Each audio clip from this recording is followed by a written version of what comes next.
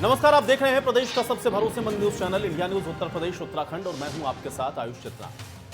Corona virus की लहर देश में एक बार फिर से काफी सक्रिय हो गई है क्योंकि पिछले 24 घंटे में 72,000 से ज्यादा नए केस सामने आए। पिछले 24 घंटे में 459 मौतें हुई हैं और इस साल में पहली बार इतने ज्यादा केस और इतनी तादाद में मौत एक दिन के अंदर रिपोर्ट की गई है। अगर हम उत्तर प्रदेश की ही बात करें तो यूपी में 24 घंटे में 2600 कोरोना के नए मामले सामने आए हैं। तो वहीं 45 साल से भी ज्यादा की उम्र के सभी लोगों को वैक्सीन लगाने का काम भी शुरू हो गया है। लेकिन बड़ी बात यह है कि सरकारी छुट्टी के दिन भी कोरोना की वैक्सीन अब लगेगी। लेकिन देश की चिंता की बात देश भर के बढ़ते हुए कोरोना के आंकड़ों को लेकर के है, क्योंकि कोरोना की यह दूसरी लहर भयावह होती हुई अब साफ दिख रही है। आंकड़े कम होने की बजाय लगातार बढ़ रहे हैं। ऐसे में कोरोना के बढ़ते आंकड़ों को आखिर कैसे रोका जाए, ये सवाल आज भी बरकरार है और आज इसी सवाल के साथ करेंगे हम आज की बड़ी बहस।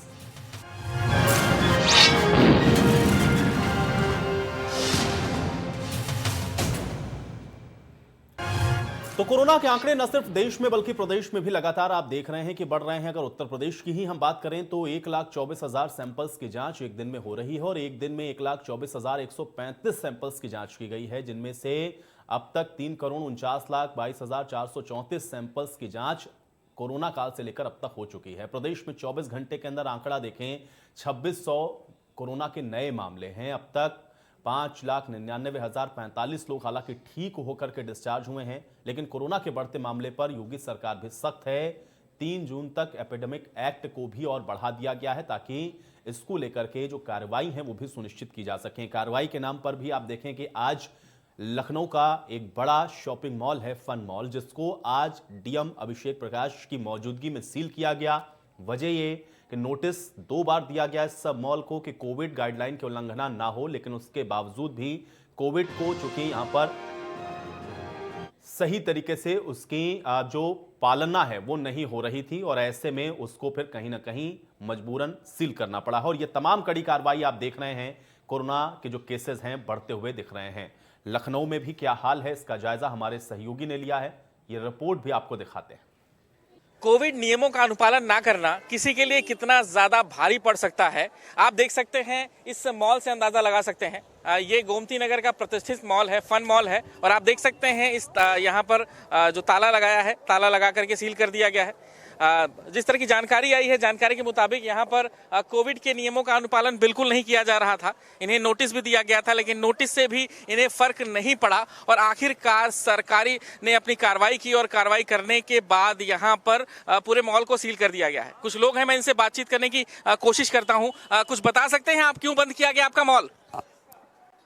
बिल्कुल, यहाँ पर कुछ बोलने को तैयार नहीं है। यहाँ तक आए जरूर थे, मैंने कोशिश भी की इनसे बात करने के लिए, लेकिन बोलने के लिए कोई तैयार नहीं है। सिक्योरिटी भी यहाँ पर काफी लगी हुई है, लेकिन बिल्कुल साफ साफ संदेश है यहाँ पर किसी भी मॉल को लेकर के, किसी भी दुकान को लेकर के कि अगर आप कोविड के नियमों का अनुपालन नहीं करते हैं तो वो आपको भारी पड़ सकता है। और योगी आदित्यनाथ की सरकार ने इसको बिल्कुल साफ संदेश दिया है, चाहे वो किसी मॉल के लिए हो या किसी दुकान के लिए हो या किसी भी तरह के कोई भी प्रतिष्ठान हो। अगर आप कोविड नियमों का अनुपालन नहीं करते हैं तो कुछ ऐसा ही हाल आपका होने वाला है, यानी एक चलता फिरता मॉल इस तरह से बंद कर दिया जाएगा। आपको यहाँ पर सैनिटाइजर की व्यवस्था रखनी होगी, मास्क की व्यवस्था रखनी होगी, बाकायदा एक जो दूरी होती है लोगों के बीच में वो आपको यहाँ पर रखनी होगी। और इन सभी नियमों का अनुपालन आप नहीं करते हैं तो कहीं ना कहीं ये आपके लिए भारी पड़ सकता है। आपको बता दें कि पिछले कुछ दिनों से ही जब से यहाँ पर दोबारा कोविड की लहर आई है, उसमें लगातार जो है मरीजों की संख्या 2 गुनी हुई है।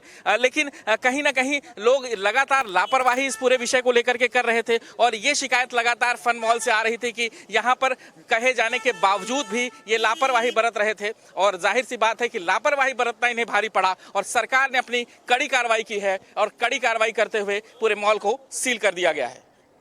कैमरा संदीप के साथ विजय मिश्रा, इंडिया न्यूज, लखनऊ। तो कड़ी कार्रवाई की गई है फन मॉल के खिलाफ, लेकिन सवाल अभी भी ये बरकरार है क्योंकि मार्च से आप देखें कि जो कोरोना की लहर है, पहला जो फेज था कोरोना का वो मार्च से ही शुरू हुआ था और मार्च की समाप्ति हो चुकी है। अप्रैल का आगमन हो गया है, पूरा 1 साल बीत गया है, लेकिन उसके बावजूद भी एक जो बड़ा सवाल है वो आज भी बरकरार है कि बढ़ते हुए कोरोना के केसेस को आखिर कैसे रोका जाए, कोरोना के ऊपर आखिर लगाम लगे कैसे, कोरोना से कैसे जंग को जीता जाए। वो जंग जो कि लग रहा था कि अब बिल्कुल अपने अंतिम दौर में पहुंच गई है, उस अंतिम दौर से अब हम लोग एक बार फिर से कहीं ना कहीं उसी दौर में जाते हुए दिख रहे हैं जहां पर ये केसेस भारी संख्या में मिल रहे थे और आज एक बार फिर से आंकड़ा पूरे देश का 72,000 के आसपास है। प्रदेश के अंदर भी हजारों की संख्या में जो केसेस हैं वो मिलने शुरू हो गए हैं। तो ऐसे में निश्चित तौर पर जो चिंता है प्रशासन की बढ़ी है, लेकिन सवाल आम लोगों के साथ भी है और उनके जहन में भी है कि आखिर इससे निजात मिले तो मिले कैसे। एक तरफ तो वैक्सीनेशन का भी जो रन है वो आप देख रहे हैं कि लगातार चल रहा है। अवकाश के दिन भी वैक्सीनेशन को और ज्यादा से ज्यादा कैसे बढ़ाया जाए, इसलिए अवकाश के दिन भी वैक्सीनेशन सेंटर्स को चालू रखा गया है ताकि ज्यादा संख्या में लोगों को वैक्सीनेट किया जा सके। लेकिन अब चूंकि आप प्रदेश की आबादी भी अगर देखें तो काफी ज्यादा है और पूरे देश के अंदर भी कमोबेश यही स्थिति है, क्योंकि वैक्सीनेशन ड्राइव को भी अगर आप चलाएंगे तब भी इसके लिए आपको एक लंबा वक्त लगेगा। और इसलिए आप देख रहे हैं कि लगातार प्रशासन ये इंश्योर करने में लगा है कि लोग कोविड की जो गाइडलाइन है उसकी पालना करें। प्रधानमंत्री से लेकर के मुख्यमंत्री तक और तमाम वो संस्थाएं जो कि इसको रोकने के लिए लगी हुई हैं वो लगातार लोगों से यही अपील कर रही हैं कि लोग अभी भी कोरोना को किसी भी तरह से हल्के में ना लें और जो गाइडलाइन है सरकार की कोविड-19 की उसका पालन करें। वैक्सीनेशन के बाद भी आपको इसका ख्याल रखना जरूरी है। ऐसा नहीं है कि आप वैक्सीनेट हो गए हैं तो इसका मतलब यह नहीं कि कोरोना का संक्रमण आपको नहीं हो सकता या आपसे किसी और को नहीं फैल सकता है। इसलिए इन सारी बातों का आपको ख्याल रखना है, अपने आप को सुरक्षित रखना है, अपने आस पड़ोस को सुरक्षित रखना है, परिवार को सुरक्षित रखना है, प्रदेश को और देश को भी आपको कोरोना से सुरक्षित रखना है। तो आपको कोविड की गाइडलाइन की जो पालना है वो करना बहुत जरूरी है। आंकड़े हम इसलिए आपको रोजाना दिखाते हैं ताकि आप ये जानें और समझें कि अभी भी कोरोना का जो खतरा है वो लगातार और उसी इंटेंसिटी के साथ बरकरार है और इसलिए बहुत जरूरी है कि आप अभी भी इन सारी बातों को गंभीरता के साथ लें। और इन बढ़ते हुए आंकड़ों के साथ आज की चर्चा की शुरुआत करते हैं। 3 मेहमान मेरे साथ जुड़ गए, उनका परिचय मैं आपके साथ करवा देता हूं। जिया मंजरी जी हमारे साथ जुड़ रही हैं, सामाजिक कार्यकर्ता हैं। जिया मंजरी जी, बहुत स्वागत है आपका इस चर्चा में। सूर्या मैथिली जी हमारे साथ जुड़ रहे हैं, नेता हैं भारतीय जनता पार्टी के। सूर्या मैथिली जी, आपका भी बहुत स्वागत है इस चर्चा में। और डॉक्टर फरहत मुर्तजा जी हमारे साथ जुड़ रहे हैं, चिकित्सक हैं। डॉक्टर फरहत मुर्तजा जी, आपका भी बहुत स्वागत है। डॉक्टर फरहत मुर्तजा जी, आज चर्चा की शुरुआत में एक बार फिर से आपसे करना चाहूंगा, क्योंकि 2 दिन पहले भी हम लोग इसी विषय पर आपके साथ चर्चा कर चुके हैं। आज हम लोग देख रहे हैं कि आंकड़े और ज्यादा संख्या में बढ़ते हुए नजर आ रहे हैं और उस दिन भी चर्चा के दौरान ये बातें कही गई थी और हम लोगों ने भी बहुत डिस्कस किया था कि लोग कम से कम समझें। लेकिन आज भी क्या वजह आपको सिर्फ वही नजर आ रही है कि लोग अभी भी गंभीरता से या उस सारी चीजों को उस तरीके से समझने के लिए तैयार नहीं है कि ये अभी भी बहुत खतरनाक है, बहुत घातक है, इसलिए हम लोग देख रहे हैं कि इतना इजाफा हो रहा है इन आंकड़ों में? डॉक्टर फरहत मुर्तजा जी। जी बिल्कुल, आपने जो भी बातें कही बिल्कुल सही कही। जो ये जिस तरह से जिस प्रतिशत 300% की तेजी के साथ ये बढ़ रहा है कोरोना, अगर हमने इसको अभी इसी समय पे नहीं संभाला तो फिर ये आगे वक्त के लिए बड़ा मुश्किल समय हमारे लिए आ सकता है। इसमें 2 चीजें मैं पॉइंट आउट करना चाहूंगा। सबसे पहले तो जो हमारी बात हुई थी पिछली बार की, जागरूकता की कमी लोगों में है। जागरूकता की कमी इतनी नहीं है जितनी उदासीनता आ गई है चीज के लंबे चलने के को लेकर कि हाँ भाई इतना सब हमने देख लिया, इतना सब हो गया, इसका तो इन्फेक्शन होता है, तो खांसी जुकाम होता है ज्यादातर को और ठीक हो जाता है, हम भी ठीक हो जाएंगे। मैं बताना चाहूंगा कि ये जो नया स्ट्रेन है ये पहले से कहीं ज्यादा घातक है। हमें बहुत सारी सावधानियां बरतनी होंगी। सांस की परेशानी पैदा कर रहा है ये और कॉम्प्लिकेशन बहुत सारे पैदा कर रहा है जो कि पहले स्ट्रेन में नहीं थे। इसलिए अगर मैं मेडिकल पॉइंट ऑफ व्यू से बोलूंगा तो ये एक तरह से ज्यादा खतरनाक है, ज्यादा इसमें क्षति पहुंचाने की क्षमता है और हमारे लिए अभी सतर्क रहना बहुत ज्यादा जरूरी है। दूसरी चीज की वैक्सीनेशन ड्राइव जो हम इतनी बड़ी चला रहे हैं उसमें जनता को बढ़ चढ़ कर पार्टिसिपेट करना चाहिए, अपनी भागीदारी दिखानी चाहिए। अब आज से हमने हमारा जो सबसे बड़ा वर्ग है जो युवा वर्ग है उसके लिए भी खोले जाने की बातें हो रही हैं कि वैक्सीनेशन हम युवा वर्ग के लिए भी खोलेंगे। तो ये बहुत ही एक धन्यवाद का पात्र है हमारे प्रशासन कि वो ऐसा काम करने जा रहा है। तो इससे हमें सिर्फ ये नहीं करना है, देखिए जैसे एक बात हुई कि हम पूरा सबको वैक्सीनेट करने में तो बड़ा समय लग जाएगा और कैसे हो पाएगा, इसका मैं यहाँ पे निराकरण करना चाहूंगा कि हमें सबको वैक्सीनेशन नहीं लगानी, हमें वैक्सीनेशन सिर्फ उतने लोगों को लगानी है जितनों को करने के बाद की हर्ड इम्यूनिटी हमारी डेवलप हो जाए, जो कि उसका 1% होता है। और इस ओर हम अग्रसर हैं और हम वहां बहुत जल्दी ही पहुंचेंगे। लेकिन साथ ही साथ जब तक ऐसा नहीं होता है तब तक हमें कोई ढिलाई नहीं बरतनी है। जब तक, जैसा कि प्रधानमंत्री जी ने कहा है कि जब तक दवाई नहीं तब तक कोई ढिलाई नहीं, हमें वही 2 गज की दूरी बना के रखनी है, हमें वैसे ही मास्क का इस्तेमाल करना है, हमें वैसे ही सैनिटाइजर यूज करना है। इसलिए सारे दिए गए प्रोटोकॉल्स को फॉलो करें, अपने आप को सेफ रखें और अपनी कम्युनिटी को भी सेफ रखें। सूर्या मैथिली जी, एक तरफ तो हम लोग देख रहे हैं कि आंकड़े बढ़ रहे हैं और दूसरी तरफ एक बड़ा चैलेंज ये भी है, चूंकि अब बड़ी तेजी के साथ भी ये बढ़ता हुआ दिख रहा है। पुराना अनुभव तो है, लेकिन वजह क्या समझ में आ रही? क्या सिर्फ ये कह देना कि लोग उदासीन हो गए हैं या लोग अब समझना नहीं चाह रहे हैं, ये एक कारण है, या इसके पीछे कुछ और चीजें भी आप देखते हैं? कैसे इस पर अंकुश लगे, कैसे इसकी रोकथाम हो सकती है? सूर्या मैथिली जी। आयुष भाई, इस समय में जो स्थिति है, हम दूसरी लहर की तरफ बढ़ रहे हैं। देश के अंदर जो कोरोना की दूसरी लहर आ रही है, और जैसे डॉक्टर साहब ने बताया कि जो दूसरा जो स्ट्रेन आ रहा है, मैंने भी पढ़ा है इसके बारे में, छत्तीसगढ़ में मिला है ये स्ट्रेन, बहुत ज्यादा डेवलप हुआ है वहां पर, जो कि डबल म्यूटेशन का भी है। तो ये बहुत तेजी से फैल रहा है। और माननीय प्रधानमंत्री जी ने एक नारा दिया था, जब तक दवाई नहीं तब तक ढिलाई नहीं, और उसके बाद उन्होंने नारा दिया था कि दवाई भी और कड़ाई भी। तो इस समय में जो उदासीनता वाली बात अभी डॉक्टर साहब ने कही, मैं इसमें कुछ चीजें आपके ऐड करना चाहूंगा, तथ्य रखना चाहूंगा कि ये जब इस देश के अंदर, भारत देश के अंदर जब ये वैक्सीन बना, हमारे देश की दो बहुत ही प्रतिष्ठित लैबों ने इस वैक्सीन को बनाया, दो वैक्सीन को, कोवैक्स और कोविन को। उसके बाद पूरे विपक्ष ने एक मुहिम छेड़ दी, किसी भी प्रकार इस देश के अंदर जो विश्व का सबसे बड़ा वैक्सीनेशन कैंपेन चलाया जा रहा है, उसको किसी भी प्रकार से फेल किया जाए। झूठी बातें फैलाकर, अफवाहें फैलाकर, फर्जी न्यूज चलाकर, फर्जी व्हाट्सएप ग्रुप में अफवाहें डालकर, किसी भी प्रकार से ये लोग केवल और केवल इस विश्व के सबसे बड़े वैक्सीनेशन कैंपेन को जो है फेल करना चाहते हैं। मैं आपके सामने कुछ बातें रखना चाहता हूं जी।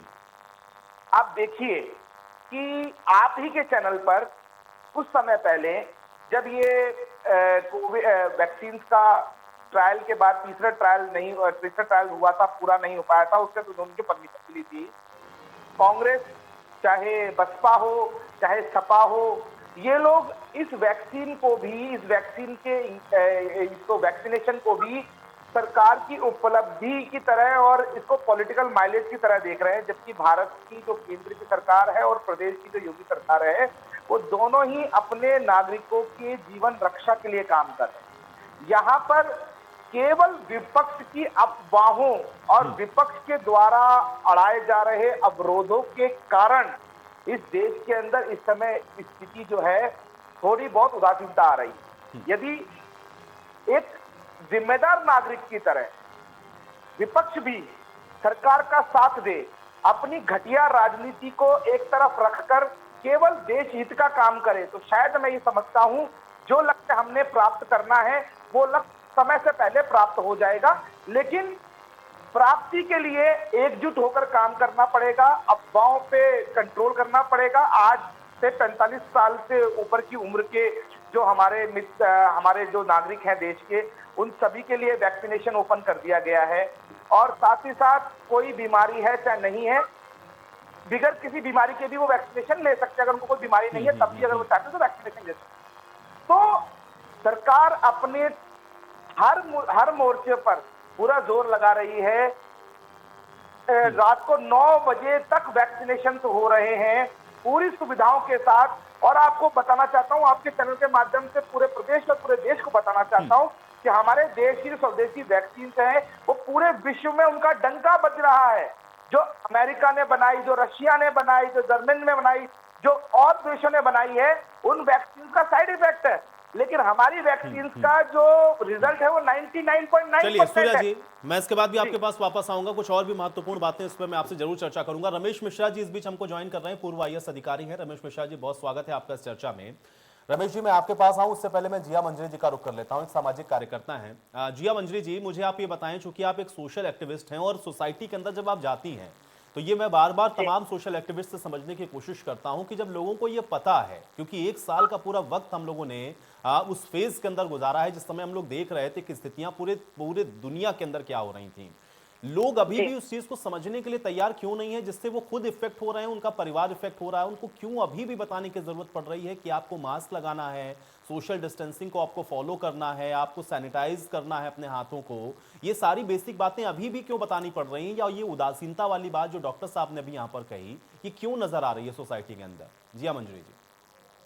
देखिए, अवेयरनेस के हिसाब से मैं कहूंगी ये जो पेंडेमिक आया है बहुत ही मिसट्रीटेड था। फर्स्ट ऑफ ऑल जो टर्म हम यूज करते हैं सोशल डिस्टेंसिंग, एक्चुअली हमें फिजिकल डिस्टेंसिंग टर्म यूज करना चाहिए, सोशल डिस्टेंसिंग नहीं। फिजिकल डिस्टेंस या फिजिकल टच की वजह से ही ये डिजीज फैलता है, पहली बात। दूसरी बात, हम इसके मेन कारण पर नहीं जा रहे जो कि है इम्यूनिटी स्ट्रॉन्ग करना। हम रिएक्टिव मेजरमेंट्स ले रहे हैं, प्रोएक्टिव मेजरमेंट्स के बारे में अवेयरनेस हमने करने की कोशिश की। सरकार ने आयुष डिपार्टमेंट से काढ़े और इस प्रकार की आयुर्वेदिक ट्रीटमेंट्स जो है मुहैया कराई गई जनता को, किंतु जनता इस बात में बहुत ज्यादा बढ़ चढ़ के हिस्सा नहीं ले पाई या नहीं लिया, क्योंकि एक एलोपैथिक मेडिसिन को लेने की जो आदत पड़ चुकी है हमारे अंदर पाश्चात्य संस्कृति को लेकर के, वो हम अपनी ही चीजों पर एक विश्वास खो चुके हैं। इसका कारण ये रहा। तो इम्यून सिस्टम हमें स्ट्रॉन्ग करना पड़ेगा सर्वप्रथम इस बीमारी से बचने के लिए। दूसरी बात कि जनता को स्वयं की सुरक्षा का ध्यान देना पड़ेगा, और ये उदासीनता है क्योंकि देखिए टीवी पे दिखाने से और रेडियो में बताने से बहुत सारी चीजें होती हैं, किंतु सरकारों के जो या फिर आप कह दीजिए पार्टीज के जो ग्राउंड लेवल के वर्कर्स हैं, उनको भी सक्रियता से जनता के साथ जुड़ करके इस महामारी के समय में सक्रियता से उन्हें अवगत कराना चाहिए था कि आपको कैसे रहना है, कैसे रहना चाहिए। और जैसे कि मैं लखनऊ की यदि बात करूं तो लखनऊ में देखिए बहुत घनी आबादी है कई क्षेत्रों में, और इस कारण से वहां पे कोई भी डिजीज, कोई भी किसी प्रकार का इन्फेक्शन फैलने का बड़ा लंबा और बहुत गहरा चांस है। तो इस चीज के लिए हमें जरा सा भी हम कह देंगे रेस्ट नहीं लेना चाहिए था, बीच में विश्राम नहीं करना चाहिए था। हम थोड़ा सा लीनियंट हो गए और जनता भी लीनियंट हो गई, क्योंकि प्रशासन तो अपनी तरह से कार्य कर रहा था, किंतु फिर भी प्रशासन को उन एरियाज में स्पेसिफिकली ड्राइव करनी चाहिए थी। इसमें पुलिस का भी इन्वॉल्वमेंट होना चाहिए था, सुरक्षा दलों को भी इन्वॉल्व करना चाहिए था। तो थोड़ी कमी मैं कहूंगी प्रशासन की, और बाकी कमी जनता की तो है ही। देखिए जनता एक बच्चे समान होती है और प्रशासन एक माँ समान होती है, तो प्रशासन को थोड़ी और सख्ती बरतनी चाहिए थी इसके अंदर। और अवेयरनेस का जो एक दौर रहा, अवेयरनेस में जो हमने अवेयरनेस दी, हमने सिर्फ बचाव बताए, हमने उसके उपचार बताए, लेकिन हम उससे बचें कैसे, इम्यून सिस्टम उसको स्ट्रॉन्ग करने के लिए, उसके लिए हमें और थोड़ा काम करने की आवश्यकता है अभी भी। और हमें इस बात में अवेयरनेस फैलानी चाहिए कि आप अपना इम्यून सिस्टम कैसे स्ट्रॉन्ग कर सकते हैं। प्रोएक्टिव मेजरमेंट्स की जरूरत है, रिएक्टिव होने की बजाय। हम हमेशा जब भी कार्य करते हैं तो रिएक्टिव होकर के कार्य करते हैं, ये हमारे अंदर कमी है। एक और मैं मुद्दा उठाना चाहूंगी कि देखिए चैरिटी बिगिंस एट होम, हमने हमेशा सुना होगा कि हमेशा जब सहायता करते हैं तो अपने घर से शुरू होनी चाहिए। हमारे यहाँ जब वैक्सीन बनी तो ड्राइव चल रही है, मैं उसमें नहीं कहूंगी कि नहीं चल रही है या स्लो चल रही है, किंतु फिर भी बाहर के देशों को समर्थन या सपोर्ट करने से पूर्व आप अपनी जनता का भी बहुत अच्छे से ख्याल रखें और इस ड्राइव को और ज्यादा तीव्रता से करवाएं। और आपके पास में तो पूरा डेटा मौजूद है कि 45 साल की उम्र से ज्यादा के लोग कौन हैं, उनके घरों तक लोग जाने चाहिए। जैसे पहले पोलियो ड्रॉप्स पिलाने लोग जाते थे, अब क्यों नहीं है वो कार्यकर्ता हमारे पास कि, या फिर वो इस प्रकार के लोग जो कि घरों तक ड्रॉप्स पिलाने जाते थे, वो क्यों नहीं वैक्सीनेशन करने जा सकते। तो मैं सरकार का ध्यान इस पे डालना चाहूंगी और मैं उनसे इसके लिए गुजारिश भी करूंगी कि इस प्रकार की कुछ मुहिम चलाएं कि 45 के ऊपर से जो एज के ऊपर के लोग हैं उनको घरों तक, यदि वो नहीं आ पाते हैं या जनता इतनी सक्रिय नहीं है। जी मंजरी जी, आपने दो तीन बातें बड़ी कही हैं, मैं इसका एक एक करके जवाब लूंगा। एक तो सूर्या जी भी हमारे साथ में हो, डॉक्टर साहब भी, मैं दोनों से इन बातों पर चर्चा करूंगा। रमेश मिश्रा जी हमको ज्वाइन कर चुके हैं। रमेश जी मुझे ये बताएं, चूंकि अभी हम लोग जो देख रहे हैं, जैसे आज फन मॉल पे कार्रवाई करते हुए उस पर ताला लगा दिया गया, क्या जो सरकार निर्देश देती है जब वो एग्जीक्यूशन वाले पार्ट में आता है, जहां से प्रशासनिक जो व्यवस्थाएं हैं या वहां से जो एग्जीक्यूट करने वाला पार्ट है, वहां पर कहीं आपको लग रहा है कि लैक्स हुआ है या वहां पर एक रिलैक्स मोड में चले गए थे, इसलिए ये भी आंकड़े बढ़े हैं? ये भी एक बड़ा कारण इसमें हम जोड़ के देख सकते हैं। रमेश मिश्रा जी। बिल्कुल आयुष जी, आप जो बोल रहे हैं एकदम सही, यही हुआ है। और एक छोटा सा मैं उदाहरण देता हूँ कि अभी 1 महीने पहले हाई कोर्ट ने आदेश किया कि जो मास्क नहीं पहन के चलेगा उससे जुर्माना होगा, और ये भी कह दिया साहब पुलिस का वर्जन आ गया कि हर 3 किलोमीटर पर कैमरा लगेगा या सिपाही खड़ा रहेगा चेक करेगा। कुछ नहीं हुआ। देश में यूथ जो नया है ना, जिसको हम कहते हैं कि हमारी फोर्स है, ये हमारे, मैं पार्क जाता हूँ घूमने के लिए, वहां देखते हैं समझाते समझाते मेरा आधा समय एनर्जी खत्म हो जाती है समझाने में, आधा समय घूम पाता हूँ कि भैया मास्क लगा लो, आप तो जाने दो, रास्ता छोड़ो। तो इस तरीके से यूथ ये परवर्टेड हो गए हैं ज्यादा, तो कंट्रोल करना बहुत जरूरी है। अभिषेक ने जो आज डीएम लखनऊ ने किया है, एक मॉल को कंट्रोल किया, यहाँ जरूरत है सबसे। जो देखिए पढ़े लिखे आदमी है वो प्रोटोकॉल का पालन करे। मैं 1.5 साल से मैंने प्रेस किए कपड़े नहीं पहने, मैं घर में वॉशिंग मशीन में कपड़े धोता हूँ, वही पहनता। तो हम लोग पढ़े लिखे तो बहुत सचेत हैं, लेकिन जो बिना पढ़े या जो नए लड़के हैं उनमें इस प्रकार की भ्रांति हो गई कि कुछ नहीं होगा। नंबर 1। Number 2, vaccination. इस देश की आबादी 130-140 करोड़ है। आप हर्ड कम्युनिटी कितने साल में लाएंगे? अभी जो गवर्नमेंट के आंकड़े हैं क्या मैं नहीं जानता हूँ, प्रैक्टिकली इतनी जल्दी हमको आना पड़ा 40 साल के ऊपर, इसलिए कि लोग ले नहीं रहे वैक्सीन। अभी भी लोगों को मन में अनेक भ्रांतियां हैं, एक वर्ग है जो विरोध करता है। तो अब आप चीज को अगर आप ये पॉलिटिकल, उसमें मेरी बात, जब आप किसी बात को एकदम पॉलिटिकल आप इकट्ठा बना देते तो दूसरे विपक्ष उसका विरोध करेगा ही, सोचता है इसको माइलेज मिल जाएगा। तो देश में वैक्सीनेशन हो रहा है, क्या जो थे कहने की सबसे बड़ा वैक्सीनेशन दुनिया का। अरे वैक्सीनेशन तो आप जान बचाने के लिए कर रहे हैं कि अपना प्रचार कर रहे हैं। ये सब जो टर्म्स होते हैं ना, मैं किसी पार्टी का कोई विरोधी नहीं हूँ, मैं खुद इन बातों को, मुझे कष्ट होता है कि जो प्रबुद्ध वर्ग जिसको मैं सपोर्ट करता हूँ, जिसको वो ऐसा बोलना शुरू कर देता है। तो देश में हर ओर से कमी है, जागरूकता की कमी है, जो हमारे लीडरशिप है उसमें कमी है, ब्यूरोक्रेसी में भी कमी, हर जगह कमी हुई है। और सबसे बड़ा इस पॉपुलेशन, इतनी बड़ी पॉपुलेशन है, आप वैक्सीनेशन हर्ड कम्युनिटी जो बोल रहे हैं डॉक्टर साहब करना, आप कहिए कितना हर्ड कम्युनिटी, 70% मिनिमम होना चाहिए हर्ड कम्युनिटी में। आपके पास वो, आपने जैसे किसी ने कहा कि कोवैक्सीन 99%, कोवैक्सीन 80%, कोविशील्ड 85%, मॉडर्ना की 90%, फाइजर 90%। रिजल्ट है ये, तो WHO कह रहा है, दुनिया के लोग कह रहे हैं। तो आप हमको क्यों नहीं मॉडर्ना के ला रहे हैं? फाइजर का नहीं हो सकता, मॉडर्ना है, जॉनसन जॉनसन है, उसका शायद प्रधानमंत्री जी ने एग्रीमेंट कर लिया है, बेंगलोर में बनने लगी है, बनने वाली है। उसको जल्दी से जितनी वैक्सीन की वैरायटी लाएं, तो क्या कोवैक्सीन में शंकाएं बहुत लोगों ने शुरू में डाल दी कि इसका वो नहीं हुआ, टेस्ट नहीं हुआ। अब तो करोड़ों लोगों को कोवैक्सीन लग गई और रिजल्ट आ रहा है ठीक ठाक। अभी हाल में एक न्यूज आ गई कि इसके डायरेक्टर PGI के और एरम मेडिकल कॉलेज के मालिक, इनको, इनकी पत्नियों को लेते हुए कोविड लेने के बाद, ये कोविशील्ड लेने के बाद, एस्ट्राजेनेका की जो है वैक्सीन कोविशील्ड, उसके बावजूद उनको हो गया। अब ये सब जो पढ़ा लिखा सचेत हो गए कि ऐसा क्यों हो गया, क्योंकि मॉडर्ना की बेटर है, जॉनसन की बेटर थी। सरकार की शंकाएं भी आती है। तो अभी भी ये देखिए, लोग ऐसा है कि जितना भी हम लोग कंट्रोल कर लें, हम 50% ही कर लें, 60% कर लें, जान किस तरीके से, जाड़ा बहुत तो रजाई दे तो कंबल तो ओढ़ लें, तो वैक्सीनेशन तो आदमी को जाके कराना चाहिए।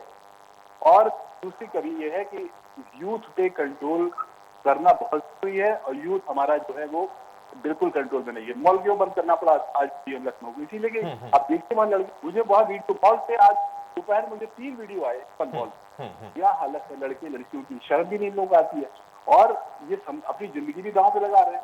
तो ये कड़ाई, अब जरूरत है देश में कड़ाई होने की, और ये लोग नाराज होंगे, ये सब नहीं सोचना। देश का, जनता की जान बचानी। अब बच्चों में सोचिए, बच्चे बीमार होने लगे, बच्चों को तो अगर अटैक होने लगेगा तो बचाना बहुत कठिन है। अमेरिका ने शुरू कर दिया कि बच्चों के लिए वैक्सीन शुरू कर दी, हमारे देश को भी रिसर्च करना चाहिए बच्चों की वैक्सीन के। हमारे तो यूथ जो है 17-18 साल वाले बहुत ज्यादा है, बच्चे भी बहुत ज्यादा है।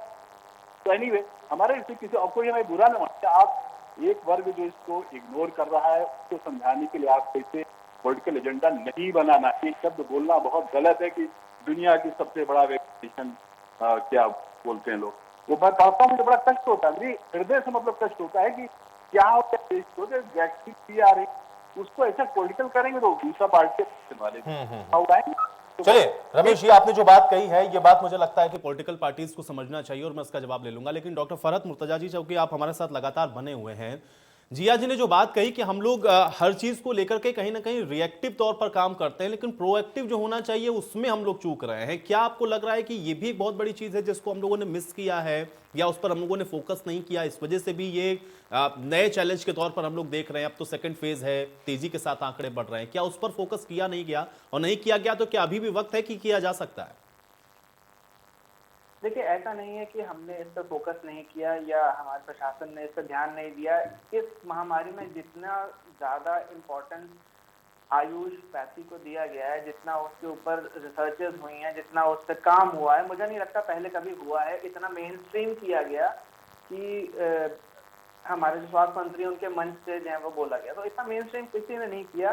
तो किया गया है, इसके लिए बहुत काम किया गया है, लेकिन कोई चीज आप किसी की शैली में लाने के लिए, ये जो बात कही गई ना, ये प्रोएक्टिव वाली चीजें शैली में लानी वाली होती हैं। हम अपने जीवन में, अपनी जीवन शैली में अडाप्ट कर लें तो ये फायदा करती हैं। ये 2-4 दिन करने से नहीं होता।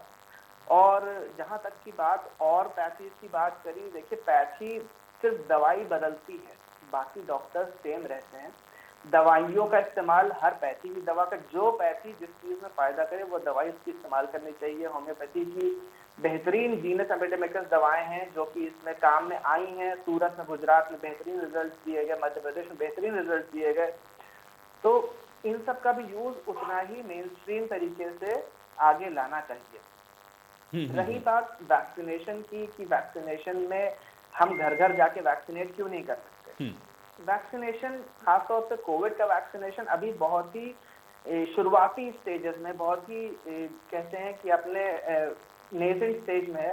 तो यहाँ पर इस तरह का कोई भी प्रोग्राम करना कि हम घर पे ले जाके कर सकें, क्योंकि उसका स्टोरेज भी फैसिलिटी अलग तरह से होती है। हमें एक टेम्परेचर पे स्टोर करना होता है, इंजेक्टेबल होती हैं, हम पोलियो की तरह इसको लेके घूम नहीं सकते बैग में। तो ये सब कुछ चीजें हैं जिनकी वजह से हम प्रोग्राम को घर घर नहीं ले जा पाते। हमें जरूरत है कि लोग हमारे पास आए। इसके लिए जितने भी माध्यम हो सकते हैं, टीवी है, रेडियो है, अखबार है, फोन है, हर तरह से जागरूकता बढ़ाने की अभी भी थोड़ी सी आवश्यकता है। और ड्रिवन कैंपेन फरहत मुर्तजा जी, देखिए इसमें एक सवाल मैं और जोड़ना चाहता हूं। ये बात जो आपने कही, ये बात ठीक है, क्योंकि उसको एक निश्चित टेम्परेचर पर रखने की जरूरत है, इसलिए हम उसको वहां तक नहीं ले जा सकते हैं। लेकिन पोलियो का एक एक्सपीरियंस जो हमारे पास है, या एक वो जो टीम थी जो कि घर घर जाती थी और पूछा करती थी कि पोलियो आपके घर में कोई बच्चा है, छोटा बच्चा है, तो उसको ड्रॉप पिलानी है, क्या वो टीम आज जाकर के घर घर लोगों को ये नहीं कह सकती है कि आपके यहाँ 45 से ऊपर वाले जो लोग हैं उनको वैक्सीनेशन आपने करवाया है कि नहीं करवाया है, वो फला सेंटर तक पहुंचे? क्या कम से कम अगर इतना ही करे तो मुझे लगता है कि बड़ा इजी हो जाएगा, कुछ परसेंटेज बढ़ेगा कि लोग जाकर के वैक्सीनेट करवाएं अपने आप को। पर्सनली आपको बताऊंगा, लखनऊ का वासी हूं मैं, तो मेरे घर पे तो लोग आए, 3 बार आए इस बीच में पूछने के लिए कि आपके घर में 60 से ऊपर, जब ये वैक्सीनेशन ड्राइव नई शुरू हुई थी, कि आपके घर में 60 से ऊपर तो कोई नहीं है या किसी को कोई लक्षण तो नहीं है। तो मुझे ये नहीं पता कि कितने व्यापक रूप से ये चीज चल रही है, लेकिन लखनऊ में तो ये चीज हुई है। तो हाँ, अगर ये कम है तो इसको बढ़ाना चाहिए।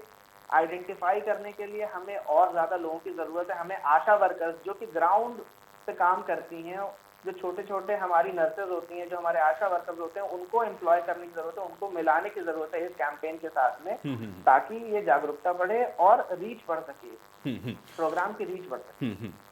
सूर्या मैथिली जी, एक तो रमेश जी ने जो बातें कही, मैं चाहूंगा थोड़ा सा उसका जवाब देते चलें साथ में। क्यों जो पॉलिटिकल जो कहीं ना कहीं एक सिनेरियो बन जाता है, क्योंकि आपने कहा कि आप विश्व की सबसे बड़ी वैक्सीनेशन ड्राइव चला रहे हैं, तो ऐसा लग रहा है पॉलिटिकल पार्टीज को कि कहीं ऐसा ना हो कि आप उसका पॉलिटिकल माइलेज गेन कर लें, इसलिए उसको लेकर के कई तरह की बातें होती हैं। उसका जवाब दीजिएगा। और दूसरा ये कि जो आप लोग की एक्टिवनेस हम लोगों को दिखती है जब आप लोग चुनाव के कैंपेन के दौरान होते हैं, वही कैंपेन या उसी तरीके से आपके पार्टी वर्कर या कार्यकर्ता क्यों नहीं करते हुए नजर आते हैं कि लोगों को कम से कम जागरूक ही कर दें जाकर के? वो एफिशिएंसी कहां चली जाती है?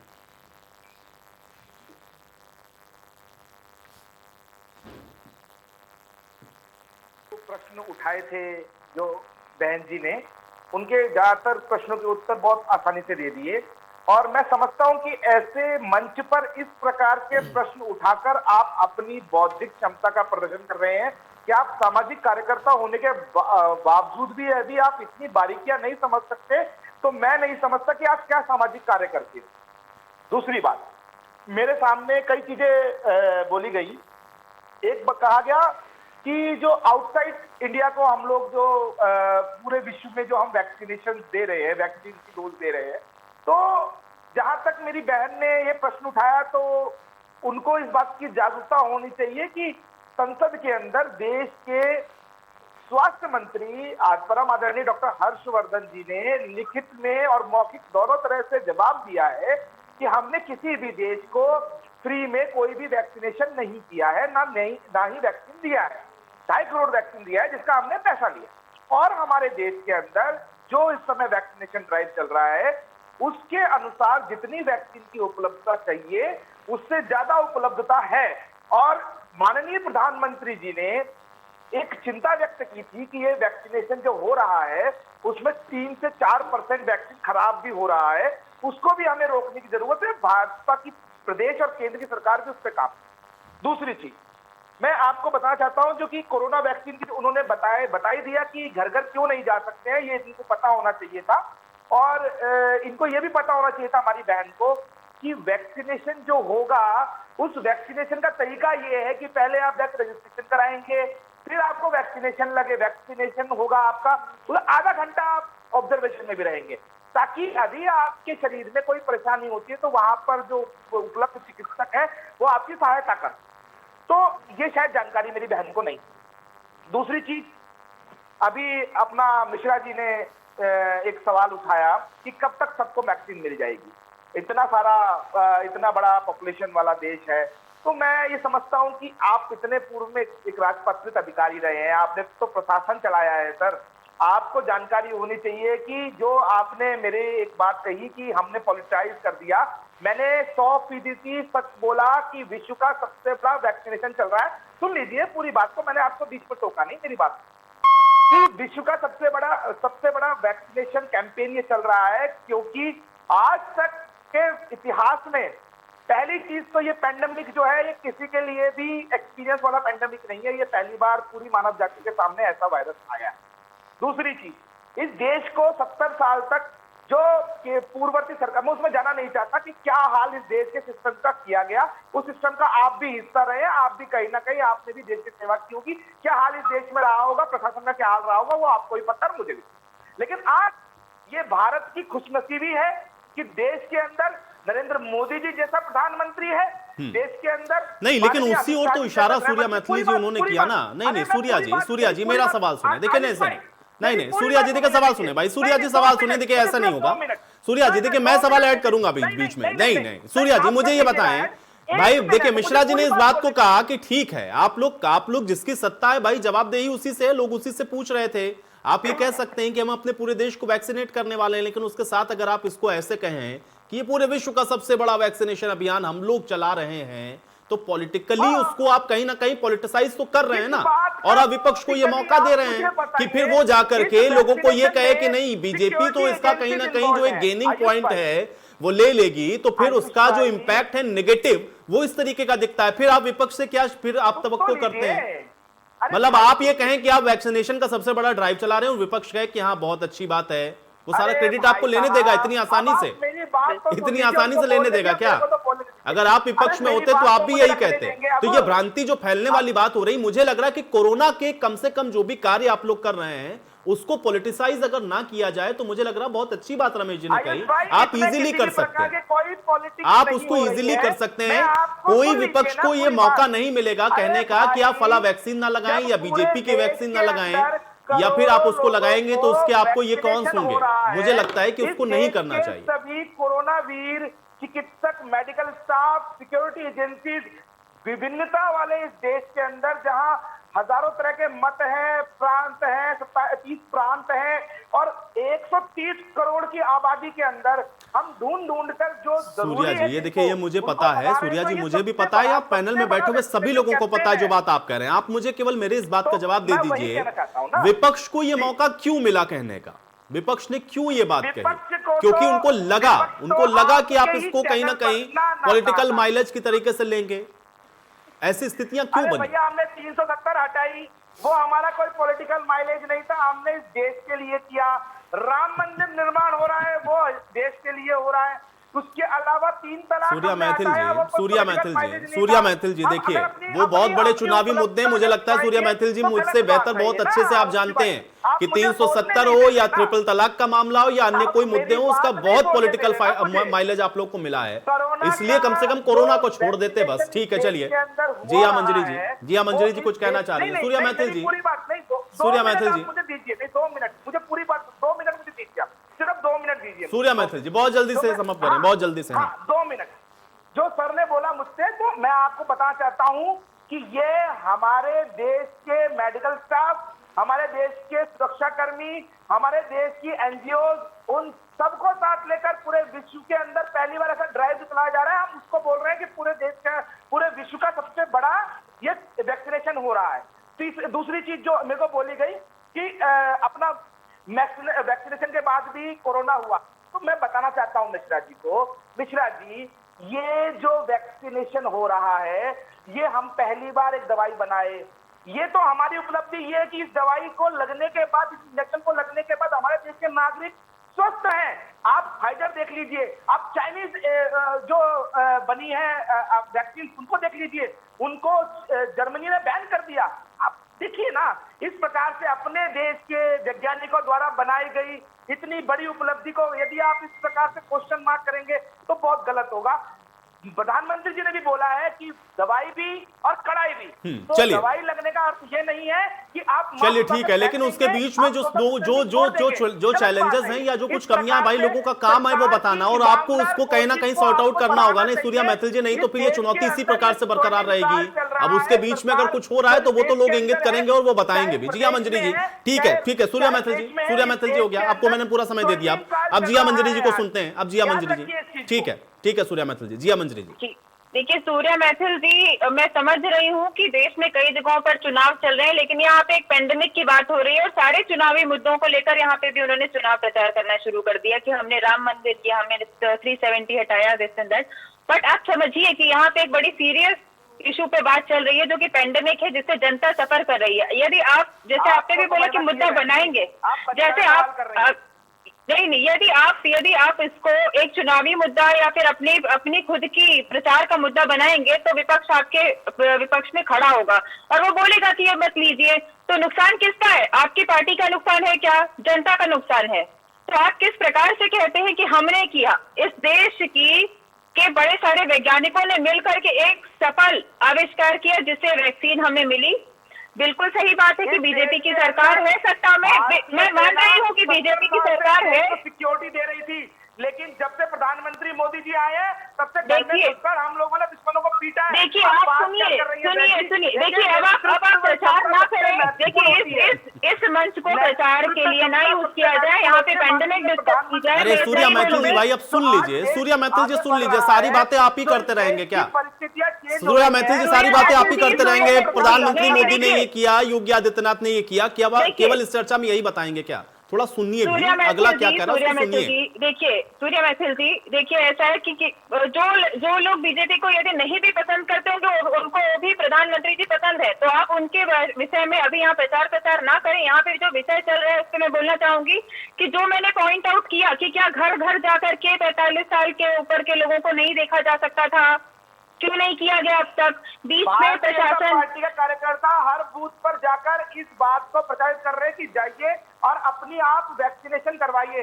डॉक्टर जो साहब है उन्होंने भी ये चीज बताई कि उनके घर भी लोग आए। फिर आप बोल रहे हैं भारतीय जनता पार्टी का कार्यकर्ता, मैं यहाँ बोल रही हूँ कि प्रशासन, मैं यहाँ बोल रही हूँ भारत सरकार, मैं यहाँ बोल रही हूँ प्रशासन, आप बोल रहे हैं भारतीय जनता पार्टी। ठीक बात है कि भारतीय जनता पार्टी सरकार में है, ठीक बात है कि भारतीय जनता पार्टी सरकार में है, किंतु आप हर बात में भारतीय जनता पार्टी का प्रचार न करके यदि प्रशासन को राम लेकर के अगर इस कार्य को करेंगे तो जनता भी इसको सौहार्दपूर्ण रूप से स्वीकारेगी।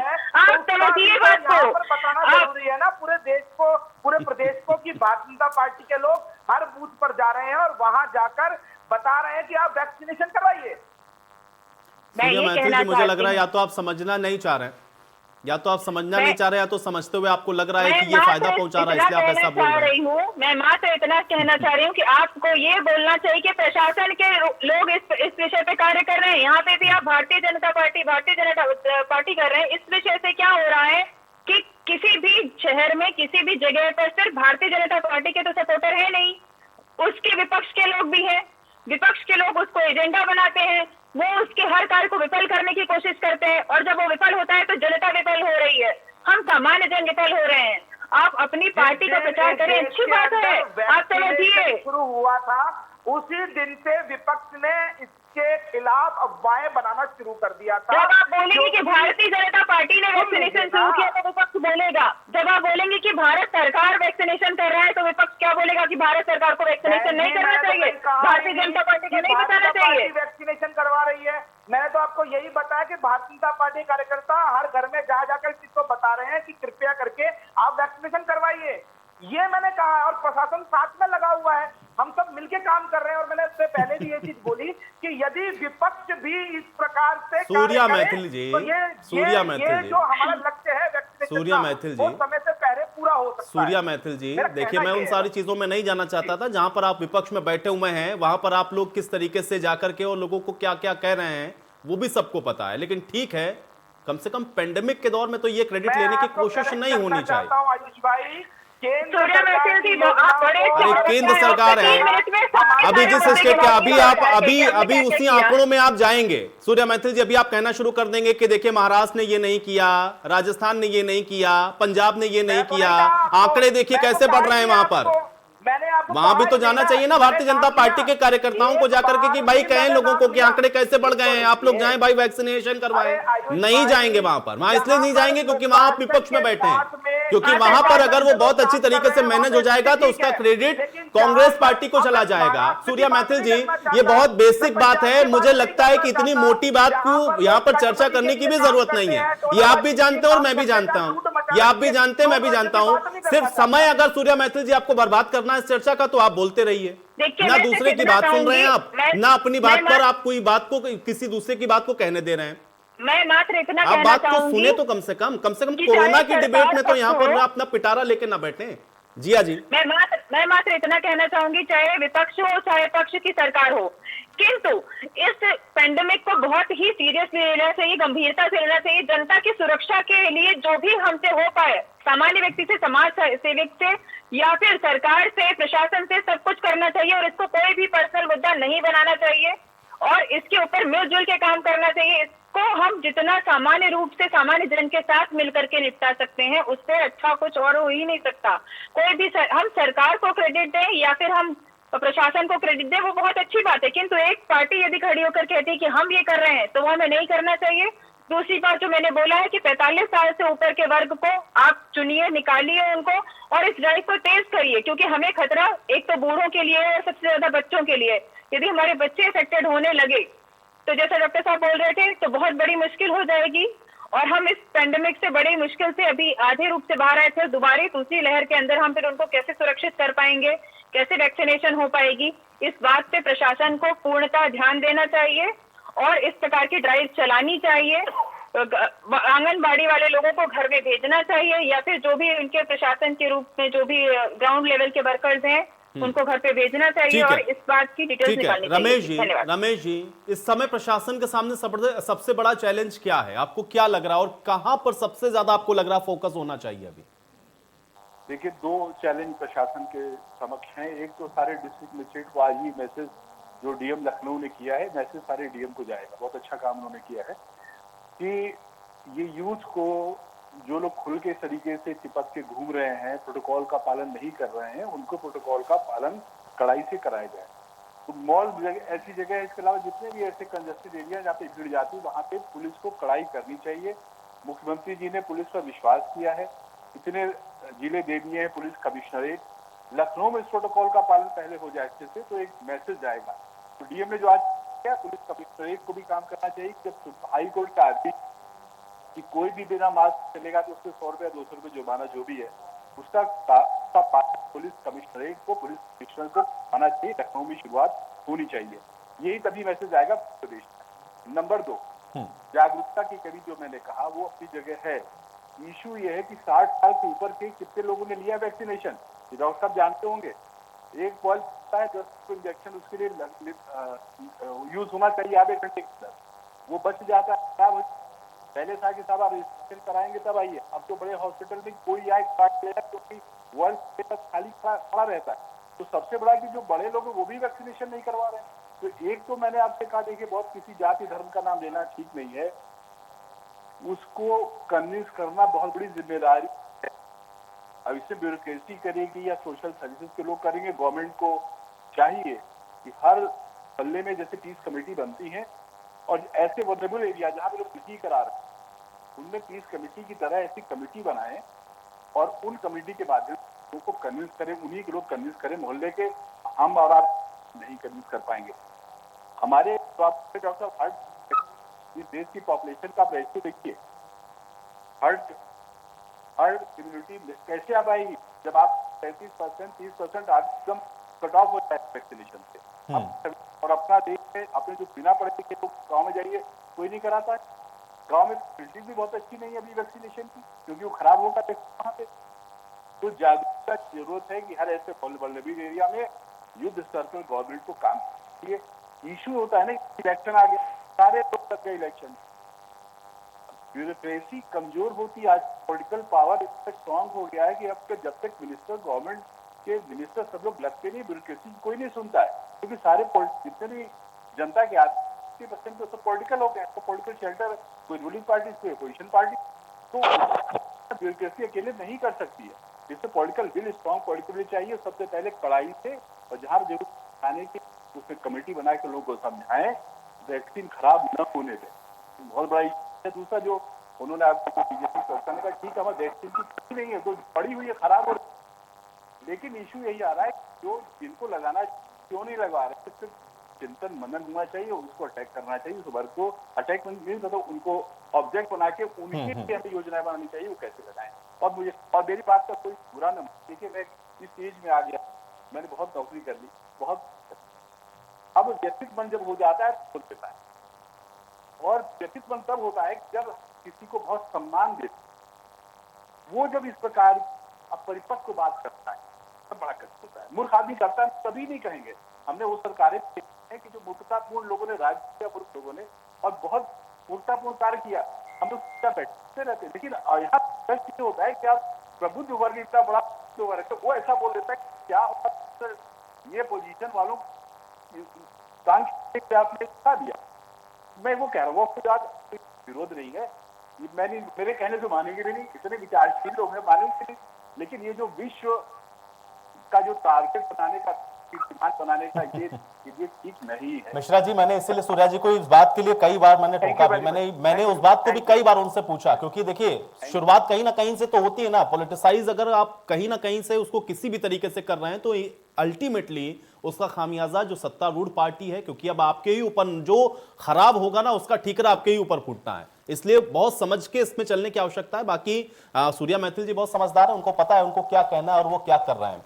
मुर्तजा जी, एक चीज मैं आपसे जानना चाह रहा हूं, क्योंकि मिश्रा जी ने जो बात कही उसी को थोड़ा सा मैं आपसे समझना चाह रहा हूं। एक तो उन्होंने कई बार इस बात का जिक्र किया कि एक तो इतनी बड़ी पॉपुलेशन है, हर्ड इम्यूनिटी तक पहुंचने में अभी बहुत टाइम लगेगा, वो कैसे होगा, और दूसरा ये बताएं कि क्या वाकई में जो एज ग्रुप हैं जो कि 60 से ऊपर वाले थे और अब 45 से ऊपर वाले जो हैं, क्या उनके अंदर भी वैक्सीन को लेकर के अभी भी बहुत उदासीनता है, वो लोग भी नहीं पहुंच रहे हैं, और अगर नहीं पहुंच रहे हैं तो इसके पीछे वजह क्या है, क्यों नहीं जा रहे हैं?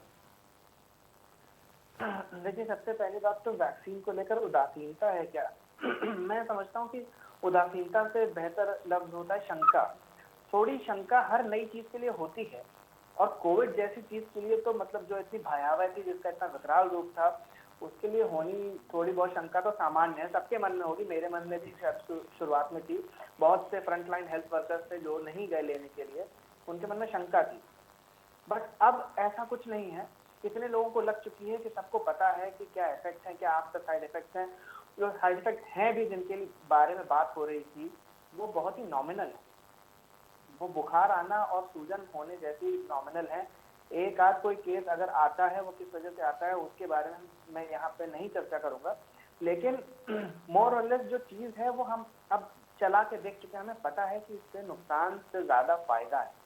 तो अब हमें बढ़ चढ़ कर हिस्सा लेना चाहिए। जो बीत गई तो बात गई, अब हमें बढ़ चढ़ कर हिस्सा लेना चाहिए, इसमें ज्यादा से ज्यादा कंट्रीब्यूशन करना चाहिए। जहां तक बात है कि कैसे पहुंचेंगे हम हर्ड इम्यूनिटी तक, तो कोई जादू की छड़ी तो है नहीं किसी के पास। हम वक्त लगेगा इसमें।